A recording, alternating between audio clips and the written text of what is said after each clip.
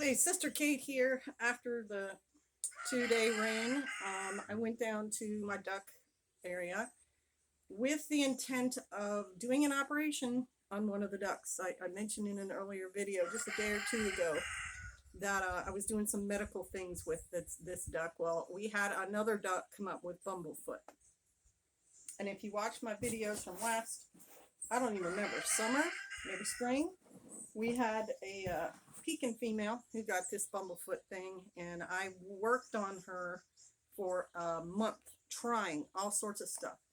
And the most effective thing that I could find was a like ankle reduction Epsom salt gel that the local farm store was carrying. That's for horses who have like infections in their fetlocks and things.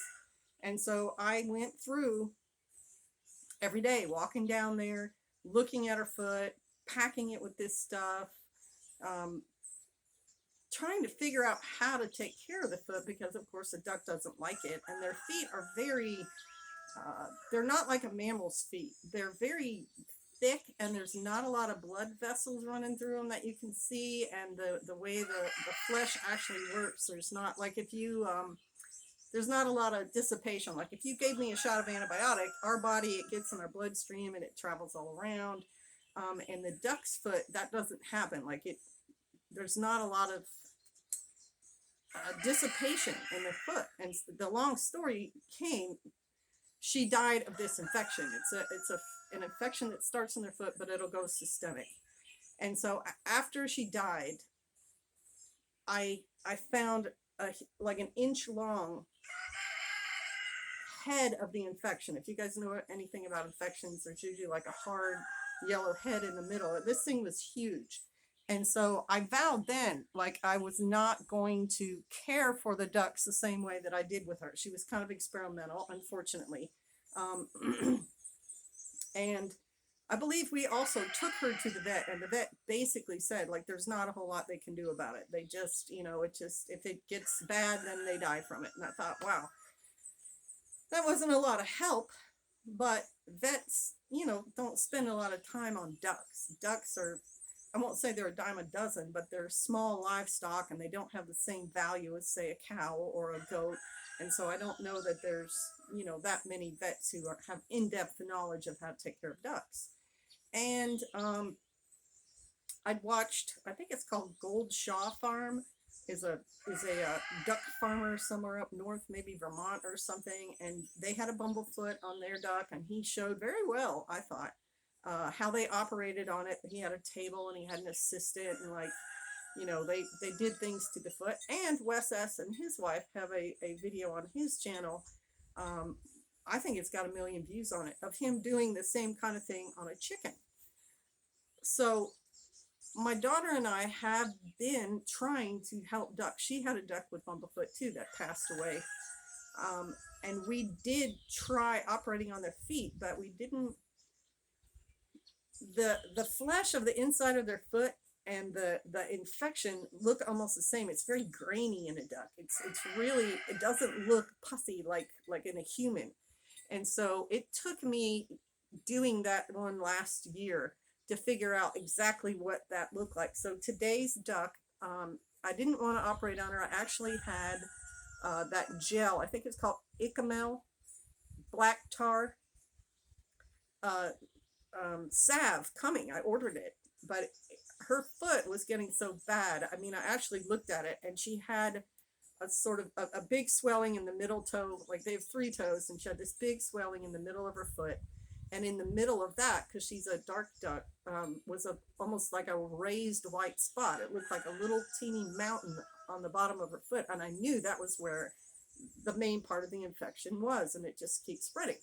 So today I went down there with a beauty razor, these little teeny razors that I bought at a drugstore just because. I mean, try to find, ooh, she might have scratched my arm today. Try to find a straight, just regular razor anywhere in a store. They're all, the modern, buffered, everything, specialty razors. And so I bought those with the idea of, I have a wart on my foot, shaving the wart and so on. And I took that down and some blue gloves, some, you know, not surgical gloves, but tight fitting, lightweight gloves, some antibiotic, and some paper towel and duct tape. DUCT tape, yellow though, brand new. Um, and I had already tried on this duck to at least put the green paste on her foot. And I had cut a very heavy duty black plastic with a heavy duty duct tape and put it on her foot, and it, you know, it made a little like envelopey bag thing, and it fell off her foot just like a minute after she had it on. So I knew I couldn't use something like that. I had to use something lightweight. So that's why I had this other tape. It was yellow. And I went down there, and I've learned over time too, when I'm operating on a duck all by myself, I have to have everything ready before I get started, because some ducks are really heavy, like the pecans are big and they're heavy, and it wears me out to hold them. So I got everything laid out. I wore the blue gloves. I caught the duck, and she wasn't moving much. I mean, at this point, that infection's really working on her. She was limping really bad. She was trailing behind the other birds. It's really not good for her to keep walking on it, but they're a flock animal, and so she wanted to stay with, you know, flock. And did I say herd? Flock. It's flock. She wanted to stay with the flock, but it's not good for her to walk on it every single day. So she was in pretty bad shape, and I caught her before to examine it and to try to treat it. And so today it was pretty easy to just snatch her up, and she didn't even fight me. And she's a lot lighter weight than the pekin, so that was easier for me. I tuck her under my arm, or I put her between my thighs with her head pointing backwards, so her feet are out, and I can kind of hold her there and work on her feet. And so today I just took the plunge. I made an incision over top, at the very top of that. It looked like a pimple does on someone's face, and immediately could see the infection there. It's grainy and it's kind of yellow. And so if instead, in the past, I didn't know that was the infection, and I would just like pack it with the Epsom salt paste. Today I just squeezed her foot and actually used the reverse end of the little razor thing that I had, because it was really small, and dug that stuff out. And I dug out 2 heads out of that one, what do I want to call it, pustule or whatever, on her foot. And then I noticed she had a little swelling down near her toe, because the 2 were like where your knuckle would be, but at the end near her toe, there was another swelling. And sure as shooting, when I squeezed on that, another head came out. So she had 3 in that one toe of her foot, which is, you know, that's a lot of infection.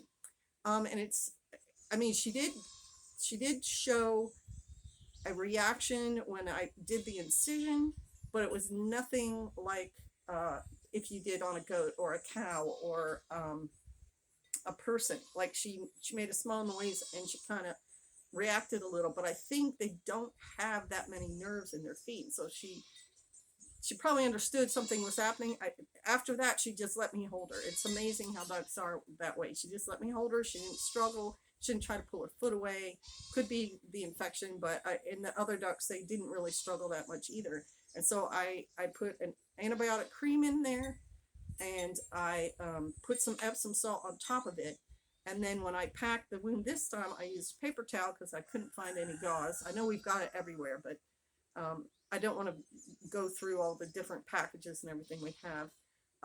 And so I took a paper towel and I wrapped her foot, and I used that yellow tape thin and just bound it. I like put tape over this way and around this way and around her ankle and then around her elbow, because, you know, their foot has to move. And if she does walk, it's going to flex the whole bandage. And I wrapped that with some of that blue nylon glove that I was wearing. I had an extra set, so I just put one over top, and I taped that one too. I taped it across and around, and then I cut the fingers of it off, because if I left the finger part on, that would flop as she walked, and I wanted her to be able to walk as normally as she could, at least for a couple days. And I'll leave that bandage on, because some infections get worse when they're covered.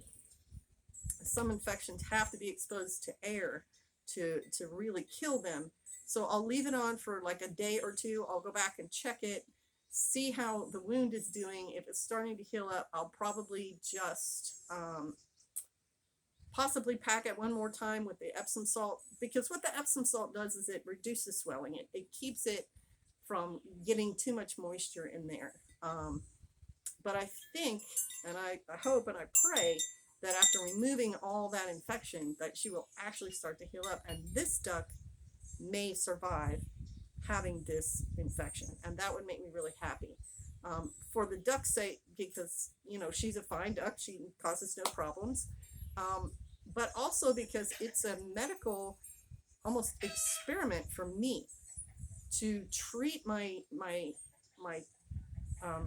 chickens and ducks, but also if I ever have to treat a human, I want to already know the steps I'm going to be taking if they come to me with like a boil or some sort of big infection, know how I'm going to do it and how I want to do it and what's going to work best on it.